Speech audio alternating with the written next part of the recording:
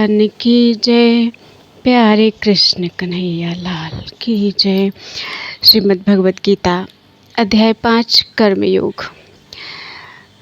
कृष्ण भावना भावित कर्म। अर्जुन उवाच संन्यासं कर्मणां कृष्ण पुनर्योगं च संशसि यच्छ्रेय एतयोरेकं तन्मे ब्रूहि सुनिश्चितम। अर्जुन ने कहा, हे कृष्ण, पहले आप मुझसे कर्म त्यागने के लिए कहते हैं और फिर भक्ति पूर्वक कर्म करने का आदेश देते हैं। क्या आप अब कृपा करके निश्चित रूप से मुझे बताएंगे कि इन दोनों में से कौन अधिक लाभप्रद है? तात्पर्य: भगवद गीता के इस 5वें अध्याय में भगवान बताते हैं कि भक्ति पूर्वक किया गया कर्म शुष्क चिंतन से श्रेष्ठ है। भक्ति पथ अधिक सुगम है क्योंकि दिव्य स्वरूपा भक्ति मनुष्य को कर्म बंधन से मुक्त करती है। द्वितीय अध्याय में आत्मा तथा उसके शरीर बंधन का सामान्य ज्ञान बतलाया गया है। उसी में बुद्धि योग अर्थात भक्ति द्वारा इस भौतिक बंधन से निकलने का भी वर्णन हुआ है। तृतीय अध्याय में यह बताया गया है कि ज्ञानी को कोई कार्य नहीं करने पड़ते। चतुर्थ अध्याय में भगवान ने अर्जुन को बताया है कि सारे यज्ञों का पर्यवसान ज्ञान में होता है, किंतु चतुर्थ अध्याय के अंत में भगवान ने अर्जुन को सलाह दी कि वह पूर्ण ज्ञान से युक्त होकर उठ करके युद्ध करे। अतः इस प्रकार एक ही साथ भक्तिमय कर्म तथा ज्ञान युक्त अकर्म की महत्ता पर बल देते हुए कृष्ण ने अर्जुन के संकल्प को भ्रमित कर दिया है। अर्जुन यह समझता है कि ज्ञानमय संन्यास का अर्थ है इंद्रिय कार्यों के रूप में समस्त प्रकार के कार्यकलापों का परित्याग, किंतु यदि भक्ति योग में कोई कर्म करता है तो फिर कर्म का किस तरह त्याग हुआ? दूसरे शब्दों में वह यह सोचता है कि ज्ञानमय संन्यास को सभी प्रकार के कार्यों से मुक्त होना चाहिए क्योंकि उसे कर्म तथा ज्ञान असंगत लगते हैं। ऐसा लगता है कि वह यह नहीं समझ पाया कि ज्ञान के साथ किया गया कर्म बंधनकारी न होने के कारण अकर्म के ही तुल्य है। अतएव वह पूछता है कि सब प्रकार से कर्म त्याग दे या पूर्ण ज्ञान से युक्त होकर कर्म करे। श्री भगवान उवाच संन्यासः कर्मयोगश्च निःश्रेयस्करावुभौ तयोस्तु कर्म संन्यासात् कर्मयोगो विशिष्यते। श्री भगवान ने उत्तर दिया, मुक्ति के लिए तो कर्म का परित्याग तथा भक्तिमय कर्मयोग दोनों ही उत्तम हैं, किंतु इन दोनों में से कर्म के परित्याग से भक्ति युक्त कर्म श्रेष्ठ है। सकाम कर्म इंद्रिय तृप्ति में लगना ही भवबंधन का कारण है। जब तक मनुष्य शारीरिक सुख का स्तर बढ़ाने के उद्देश्य से कर्म करता रहता है, तब तक वह विभिन्न प्रकार के शरीरों में देहांतरण करते हुए भवबंधन को बनाए रखता है। इसकी पुष्टि भागवत में इस प्रकार हुई है, नूनं प्रमत्तः कुरुते विकर्म यद इंद्रिय प्रीतये आपृणोति न साधु मन्येत आत्मनोऽयं सन्नपि क्लेशद आशुदेहा पराभवस्तावबोधजातो यावन्न जिज्ञासत आत्मतत्त्वं यावत् क्रियास्तावदिदं मनो वै कर्मात्मकं येन शरीरबन्धः एवं मनः कर्म वशं प्रयुङ्क्ते अविद्ययात्मन्युपधीयमाने प्रीतिर्न यावन्मयि वासुदेवे न मुच्यते देहयोगेन तावत्। लोग इंद्रिय तृप्ति के पीछे मत हैं। वे यह नहीं जानते कि उनका क्लेशों से युक्त यह शरीर उनके विगत सकाम कर्मों का फल है। यद्यपि यह शरीर नाशवान है, किंतु यह नाना प्रकार के कष्ट देता रहता है। अतः इंद्रिय तृप्ति के लिए कर्म करना श्रेयस्कर नहीं है। जब तक मनुष्य अपने असली स्वरूप के विषय में जिज्ञासा नहीं करता, उसका जीवन व्यर्थ रहता है, और जब तक वह अपने स्वरूप को नहीं जान लेता, तब तक उसे इंद्रिय तृप्ति के लिए सकाम कर्म करना पड़ता है। और जब तक वह इंद्रिय तृप्ति की चेतना में फंसा रहता है, तब तक उसका देहांतरण होता रहता है। भले ही उसका मन सकाम कर्मों में व्यस्त रहे और अज्ञान द्वारा प्रभावित हो, किंतु उसे वासुदेव की भक्ति के प्रति प्रेम उत्पन्न करना चाहिए। केवल तभी वह भवबंधन से छूटने का अवसर प्राप्त कर सकता है। अतः यह ज्ञान ही कि वह आत्मा है, शरीर नहीं, मुक्ति के लिए पर्याप्त नहीं। जीवात्मा के स्तर पर मनुष्य को कर्म करना होगा, अन्यथा भवबंधन से उबरने का कोई अन्य उपाय नहीं है। किंतु कृष्ण भावना भावित होकर कर्म करना सकाम कर्म नहीं है। पूर्ण ज्ञान से युक्त होकर किए गए कर्म वास्तविक ज्ञान को बढ़ाने वाले हैं। बिना कृष्ण भावनामृत के केवल कर्मों के परित्याग से बद्ध जीव का हृदय शुद्ध नहीं होता।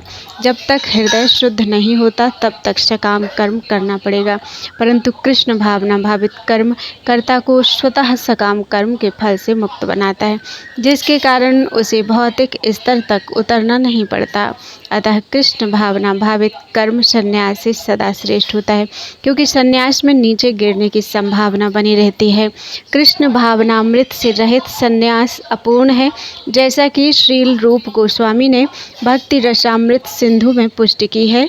प्रापंचिकतया बुद्धया हरिसंबंधी वस्तुनः मुमुक्षुभिः परित्यागो वैराग्यम फल्गु कथ्यते।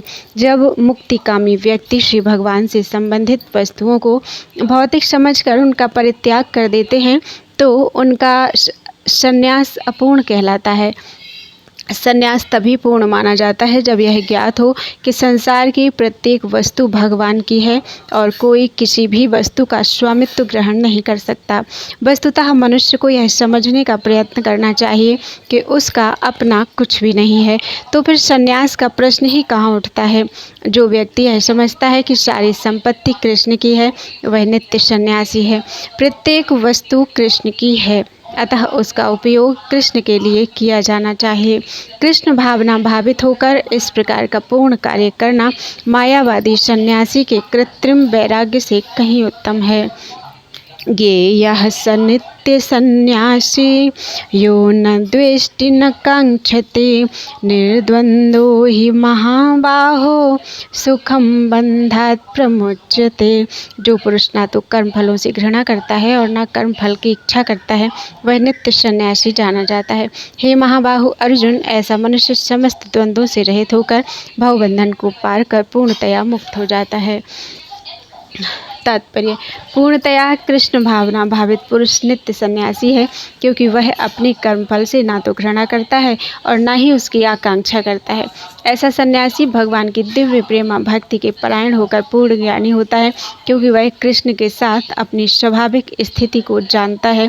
वह भली भांति जानता रहता है कि कृष्ण पूर्ण अंशी हैं और स्वयं वह अंश मात्र है। ऐसा ज्ञान पूर्ण होता है क्योंकि यह गुणात्मक तथा सकारात्मक रूप से सही है। कृष्ण तादात्म्य की भावना भ्रांत है, क्योंकि अंश अंशी के तुल्य नहीं हो सकता। यह ज्ञान की एकता गुणों की है, ना कि गुणों की मात्रा की। सही दिव्य ज्ञान है जिससे मनुष्य अपने आप में पूर्ण बनता है, जिसे ना तो किसी वस्तु की आकांक्षा रहती है और ना किसी का शोक। उसके मन में किसी प्रकार का छल कपट नहीं रहता, क्योंकि वह जो कुछ भी करता है कृष्ण के लिए करता है। इस प्रकार छल कपट से रहित होकर वह इस भौतिक जगत से भी मुक्त हो जाता है। सांख्य योगौ पृथग्बालाः प्रवदन्ति न पंडिताः एकमप्यास्थिताः सम्यग् उभयोर्विन्दते फलम्। अज्ञानी ही भक्ति को अर्थात कर्मयोग को भौतिक जगत के विश्लेषणात्मक अध्ययन सांख्य से भिन्न कहते हैं। जो वस्तुतः ज्ञानी हैं वे कहते हैं कि जो इनमें से किसी एक मार्ग का भली भांति अनुसरण करता है वह दोनों के फल प्राप्त कर लेता है। भौतिक जगत के विश्लेषणात्मक अध्ययन सांख्य का उद्देश्य आत्मा को प्राप्त करना है। भौतिक जगत की आत्मा विष्णु या परमात्मा है। भगवान की भक्ति का अर्थ परमात्मा की सेवा है। एक विधि से वृक्ष की जड़ खोजी जाती है और दूसरी विधि से उसको सींचा जाता है। सांख्य दर्शन का वास्तविक छात्र जगत के मूल अर्थात विष्णु को ढूंढता है और फिर पूर्ण ज्ञान समेत अपने को भगवान की सेवा में लगा देता है। अतः मूलतः इन दोनों में कोई भेद नहीं है, क्योंकि दोनों का उद्देश्य विष्णु की प्राप्ति है। जो लोग चरम उद्देश्य को नहीं जानते वे ही कहते हैं कि सांख्य और कर्मयोग एक नहीं है। किंतु जो विद्वान है वह जानता है कि इन दोनों भिन्न विधियों का उद्देश्य एक है। यत् सांख्यैः प्राप्यते स्थानं तद्योगैरपि गम्यते, एकं सांख्यं च योगं च यः पश्यति स पश्यति।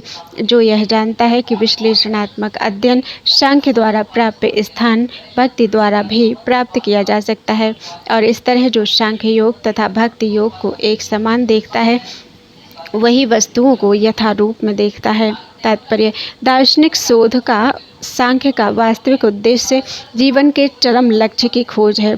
चूँकि जीवन का चरम लक्ष्य आत्म साक्षात्कार है, अतः इन दोनों विधियों से प्राप्त होने वाले परिणामों में कोई अंतर नहीं है। सांख्य दार्शनिक शोध के द्वारा इस निष्कर्ष पर पहुंचा जाता है कि जीव भौतिक जगत का नहीं अपितु पूर्ण परमात्मा का अंश है। फलतः जीवात्मा का भौतिक जगत से कोई सरोकार नहीं होता, उसके सारे कार्य परमेश्वर से संबद्ध होने चाहिए। जब वह कृष्ण भावनामृतवश कार्य करता है तभी वह अपनी स्वाभाविक स्थिति में होता है। सांख्य विधि में मनुष्य को पदार्थ से विरक्त होना पड़ता है और भक्ति योग में उसे कृष्ण भावना भावित कर्म में आसक्त होना पड़ता है।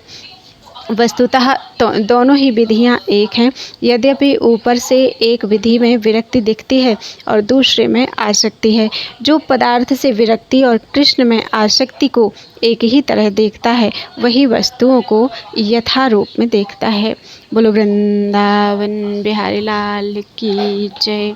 5 श्लोक हुए हैं अध्याय 5 के।